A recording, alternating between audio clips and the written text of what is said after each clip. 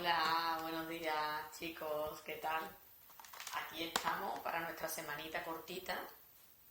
Digo cortita porque hoy es nuestro último día de clase, ya, ¿de acuerdo? Antes de empezar la clase tenía que avisaros una cosita importante. Hay personas, muy poquitas, poquísimas, pero bueno, hay personas que le quedan sociales de primero de eso y tienen que recuperarla. Bueno, yo ya en octubre, yo ya cumplí, le di los ejercicios de recuperación, le dije que el programa de recuperación se basaba en entregar los ejercicios y después hacer un examen de esos ejercicios. Vale. Lo voy a poner más fácil porque claro, es que no vamos a volver al instituto ya. No sé si lo sabéis, pero es así. Entonces, esas personas que tienen que hacer, pues solamente entregarme los ejercicios a mi correo correctamente hechos. Plazo, pues de aquí a que termine el curso, ¿vale? Yo creo que de plazo el mes de mayo, todo el mes de mayo tenéis, o principios de junio, para entregar esos 24 ejercicios hechos. Dice, ay, es que a mí se me han perdido los ejercicios que diste. No pasa nada. En el blog de sociales, en nuestro blog de sociales, en la introducción, te vienen esos ejercicios colgados, con lo cual lo puedes hacer. De hecho, os lo voy a enseñar. Sería...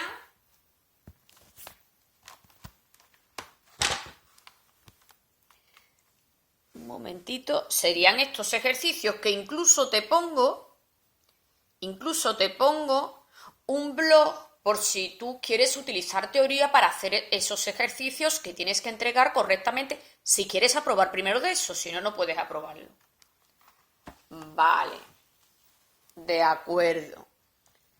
Bueno, queda dicho. ¿A qué me refiero de que queda dicho? De que yo estoy dando el plazo entero de mayo, principios de junio, para que entreguen esas personas, que son muy poquitas, esos 24 ejercicios hechos correctamente. ¿Que no lo entregan? Pues no tienen aprobado primero de eso. Yo creo que es una oferta más que interesante, que yo lo haría, pero bueno. Ahora, sigo con el temario que estábamos dando. ¿Os acordáis que estábamos dando el arte gótico? ¿Os acordáis que ya hemos dado arquitectura, hemos dado escultura? Os mando un ejercicio para comentar una serie de obras escultóricas, ¿de acuerdo? Bueno, ¿qué es lo que yo haría? Por supuesto, los apuntes del gótico siempre encima y los apuntes del románico, porque ya sabéis que yo muchas veces hago alusión, comparo, entonces eso es interesante, ¿no? Bueno, voy a corregir si queréis los ejercicios primero, para que no os liéis. ¿Vale? Y después ya sigo explicando la pintura gótica, ¿no? Y casi habríamos terminado el tema. Cuando haya que entregar actividades, no os preocupéis, que yo ya os digo la entrega, los plazos, todo. No hay problema, ¿no? Ejercicio 6, ¿qué teníamos que corregir? Voy al ejercicio 6. Que yo te pongo una serie de obras de arte, de imágenes de arte, y tú tienes que comentar el autor, el nombre de la obra, la fecha, cronología, estilo, bueno, todo va a ser estilo gótico, evidente, material, técnica, tema y características, etcétera, ¿vale? Entonces voy a empezar por la primera imagen, que es la 6A, que yo creo que es muy sencillita, la voy a poner aquí. Y la vamos comentando. 6A. A ver si la veis bien. Voy a intentar que se vea lo mejor posible. Yo creo que se ve, ¿verdad? 6A. ¿Qué sería? Pues el nombre de la obra es El Cristo de la Veracruz, en Sevilla. Es un paso que procesiona. Autor no se sabe. Cuando no se sabe un autor se dice que es anónimo. Y es de estilo gótico, pero es muy tardío, es principio del 16. El material es madera policromada, pintada. Por supuesto, es escultura exenta, porque la podemos rodear. Y el tema es un Cristo crucificado, con las típicas características del gótico. ¿Cuáles son esas típicas características? 3 clavos siempre, faldellín o paño de pureza muy corto, con lo cual ya vemos el estudio de la anatomía, avance hacia el naturalismo, ¿en qué? Pues por ejemplo en la expresividad del rostro, en el movimiento del cuerpo que con el dolor parece arquearse, ¿vale? Siguiente imagen, muy interesante también, coge puesto, 6B, se ve bien, es preciosa, se llama Virgen con el Niño de Saint-Chapelle, porque está en París, es una virgen con el niño francesa, estilo gótico, siglo XIII, está hecha en marfil, fijaros qué curioso, que creemos que toda esta escultura románica o gótica es en madera, pues no, esta es marfil. Escultura exenta, virgen con niño es el tema y evidentemente qué característica, avance hacia el naturalismo, donde en el rostro, en el ropaje, en el movimiento y sobre todo en la relación, en la conexión de la virgen con el niño, que parece que se miran. 6C. Y para la 6C os lo voy a poner más grandecito en esta imagen. Un segundito, un segundito, un segundito. Aquí, os lo voy a poner que esta imagen se ve mejor. Así, yo creo que sí, ¿verdad? Bueno, esto sería una de las puertas principales de la Catedral de Notre Dame de París, que sabéis que es una de las catedrales góticas que se hicieron por primera vez. Por supuesto, aquí vemos las arquivoltas, el tímpano totalmente decorado, el parteluz, ¿vale? Material piedra, por supuesto es un relieve, porque son esculturas que están anexas, pegadas al marco arquitectónico. La temática, pues muy típico del gótico, porque es una temática relacionada con la Virgen, representa las escenas de la Virgen. Aquí, por ejemplo, aparece la Virgen con el niño y en el tímpano está dividido como en 3 partes. La parte inferior, los patriarcas. La parte intermedia es la muerte de la Virgen, está la Virgen en el lecho. Y la parte superior es la coronación de la Virgen. Como veis, todas las escenas relacionadas con la Virgen. Características, pues se ve ese avance del realismo e incluso aparecen ciertos detalles de mobiliario que indican que en el gótico se está tomando mayor interés por el paisaje o por elementos anecdóticos, aunque paisaje aquí no aparece, ¿vale? Y la última obra a comentar, que también os la he puesto un poquito más grandecita, porque merece la pena. Esto es preciosa y está aquí cerca, ¿eh? ¿Por qué digo aquí cerca? Porque estamos hablando del retablo mayor de la Catedral de Sevilla, que es uno de los retablos, parece ser el mayor de la cristiandad. Tiene 30 metros de alto y 20 metros de ancho. Madera policromada, representa escenas de la Biblia, se hizo a finales del siglo XV, es gótico. Y se sabe quién lo diseñó, aunque trabajaron muchos artistas. Lo diseñó Pedro d'Ancart. Se tardó muchísimo, casi cerca de un siglo, más de 80 años. Y si os fijáis, un momentito, lo voy a poner más pequeño para que lo veáis las partes. Esto de abajo, que es como la base, se llama banco. Después tendríamos 7 calles. 1, 2, 3, 4, 5, 6, 7 calles.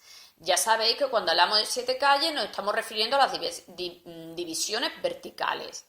Y de pisos tendría 1, 2, 3, 4 pisos, que son las divisiones horizontales. Y el ático, que hay un crucificado aquí arriba, que ahora mismo no lo veis muy bien, pero si ampliamos la obra, aquí ya sí se ve mejor, ¿verdad? El crucificado. Vale, una maravilla. He corregido este ejercicio. Un segundo. Me voy para acá. Ahí. Corregido este ejercicio, ¿qué vamos a hacer? Pues mira, os voy a explicar. Por supuesto, siempre explico en general y después voy a imágenes, ¿no? os voy a explicar la pintura gótica, ¿de acuerdo? Así en plan general. Para ello, bueno, explicando la pintura gótica, habríamos terminado con el arte gótico. Para explicar la pintura gótica, tened al lado siempre la románica y vamos comparando. Ya sabéis que en el románico, cada vez que se pintaba en los muros de la iglesia, era una pintura mural. Como había mucho muro, muros macizos, pues no había ningún problema. En el gótico, ¿qué ocurre? Sabéis que ha desaparecido el muro y se han abierto esos muros, se han creado vanos, normalmente decorados con vidrieras por donde entra la luz, porque la luz en el gótico era importante. ¿Eso qué significa? Que pintura mural no es que no exista, existe, pero menos, ¿no? Y se toma, pues digamos, otros soportes para pintar. ¿Dónde se va a pintar mayormente en el gótico? Sobre tablas, ¿sí? Tablas de madera. Las tablas de madera se pueden pintar con una técnica, por supuesto, adecuada. Ya sabéis que en el románico, para pintar el muro, se hacía la técnica al fresco. Ahora, en el gótico, para pintar la tabla, se pueden aplicar dos técnicas, ¿vale? Os las voy a comentar así, a grosso modo. La técnica que se llama al temple o la técnica que se llama al óleo. ¿Qué diferencia hay? Pues mira, la técnica al temple, coges los pigmentos, que sabéis que son polvo, y lo mezclas, lo aglutinas, que así se llama, con huevo. Sí, huevo como el que coméis. Esa es la pintura al temple. Coges los pigmentos, lo mezclas con huevo y ya puedes aplicar en la tabla, queda genial.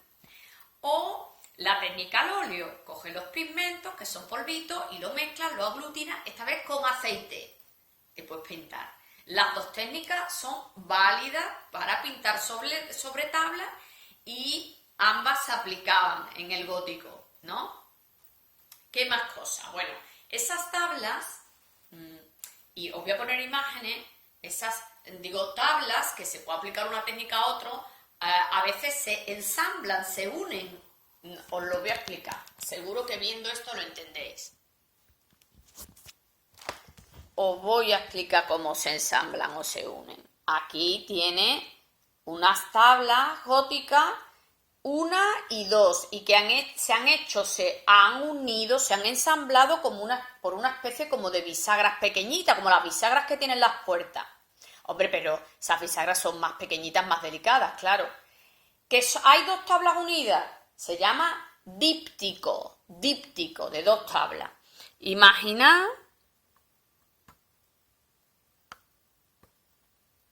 esto también es un díptico, dos tablas. Imaginad, por ejemplo, que tiene tres, como, a ver, voy muy ligera, pero es que os quiero enseñar estos ejemplos, como esta, tres tablas, 1, 2, 3, pues entonces llamamos tríptico.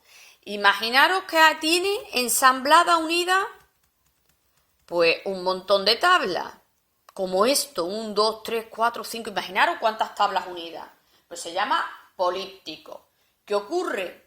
Si estos dípticos, trípticos, polípticos están ensamblados, se pueden cerrar y transportar, ¿vale? ¿Diferencia entre el románico y el gótico? Hombre, pues yo creo que total. Si tú observas